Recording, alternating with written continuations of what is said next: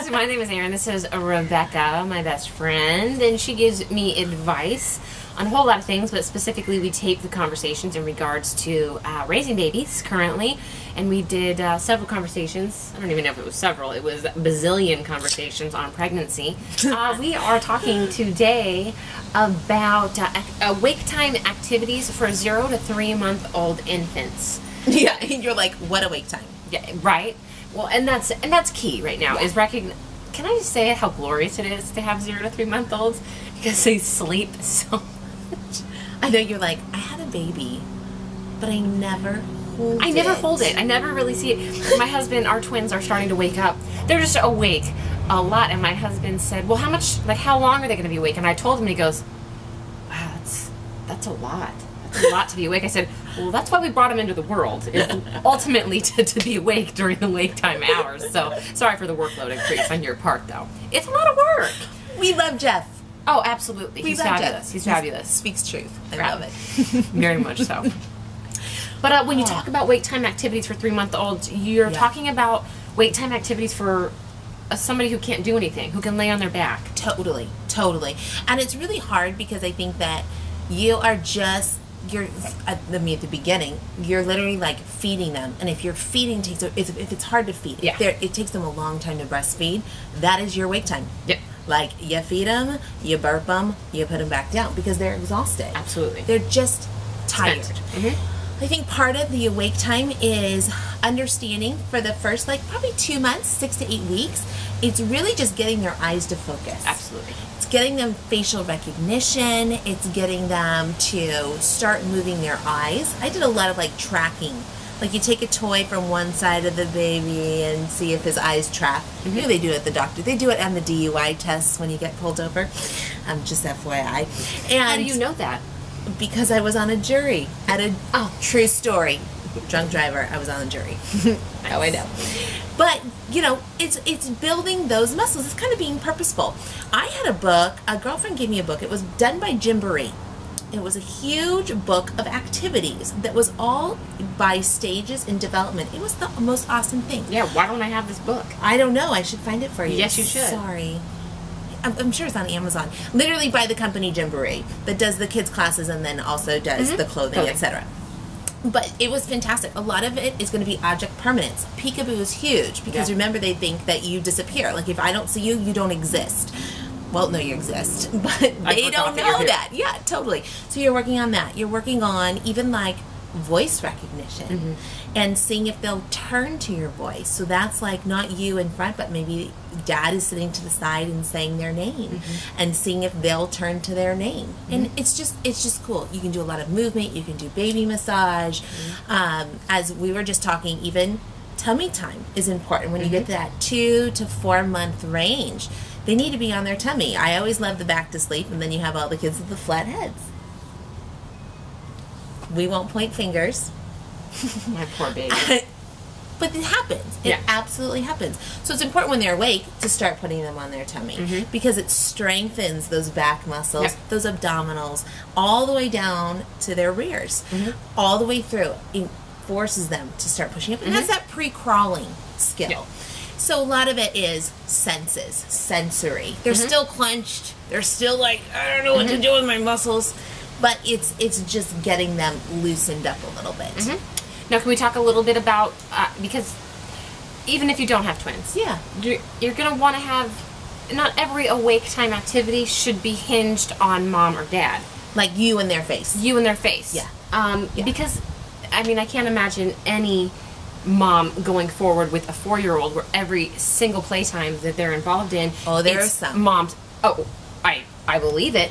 Do I think that that's good? Absolutely not. Do I think that I want to do it? I don't have time to do it. You know why? Because when your kid's 18, you're not going to college with them and playing with them and telling them exactly what to do. Right.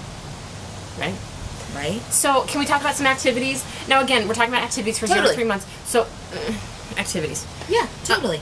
But things that you can do that maybe aren't so hinged upon you that you can leave to go do dishes or whatever. What were some of the things that you used? I know what I used. Yeah, I mean, I'm using the bouncy chairs. Yeah, sure. Absolutely. And you can bring that bouncy. The great thing about the bouncy chair. I was just going to say, take it places, people. Yes. Take it places where they're going to be.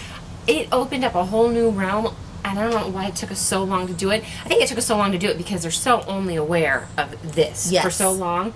As their field of depth opened up a little bit more. We took them outside in their bouncy chairs. Oh my gosh. For the love of all that's holy, I could have left them out here for 24 hours. They were so happy to be outside in their chair, and I watered my garden. I was so happy to be outside, and I wasn't didn't need to be so involved with keeping them happy. They were just absolutely content. It's called discovering the world, people. Absolutely. They were discovering the world. Absolutely. The sound, the breezes, the animals. I mean, it's so, that's your job, is to open up their world beyond for the rest of their lives. Yeah. We use a little on your back gym, the little hanging gym that usually comes with those little saucers, and you can take it off, and has a little bar that they check out. I know with twins, they really, really recommend you to let them interact with each other. And I will tell you this right now, we probably did not introduce them to each other till they were about 2.5 months old. Okay. I mean, they were sleeping in their own cribs, and they were up at the same time and sleeping at the same times. And we just kind of, it was man-on-man defense. So it was, my husband had one baby, and I had another baby, and that was it. And then one day we laid them down together, and they laughed, and they were so happy to see each other. And I honestly almost cried myself to sleep that night. I felt like such a bad mom for keeping them separated as long as I did. They were so happy to see each other. It was like, oh my gosh, for 2 months I was like keeping you guys at bay. Like, they exist, you can hear them. Say, like, after 9 months, where have you been? Seriously, I've missed you, bro. You know? What up? Seriously. But they say that that's good for twins. They also say just time alone. Baby needs to have it independent.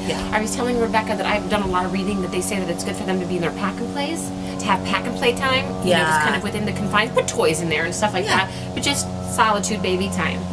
And we're not talking hours here, by the way. No. You're talking like increments of like 15, 20 minutes. If you're lucky. If you're lucky. And you need to also really pay attention to their cues. If they start getting cranky, tired, yawning, just like restless, they're getting tired. And it's supposed to wear them out. Your job is to wear your children out. They will wear you out soon enough. If they don't, and that will help them nap. I have a girlfriend who has a 3-year-old who she said, oh, he never runs around. Well, then he never naps because he's not exhausted. He's not tired. Your job is to, like, run that kid silly and then have him just drop dead. My favorite thing about going to the beach. A car ride home. Even they're 9 and 6. But that is one of my favorite times is the evening for me. Because of the amount of things we try and get done in the evening. We do a bottle feed. We are working on spoon feeding, so we'll just do a little bit of rice cereal. We'll do bath time. Those are all just normal. Those are, I wouldn't consider them activities, but they exhaust them. Well, and the bath time is an activity. Absolutely. I mean, just think about that. The bath time is an activity. Being in the bouncer is an activity.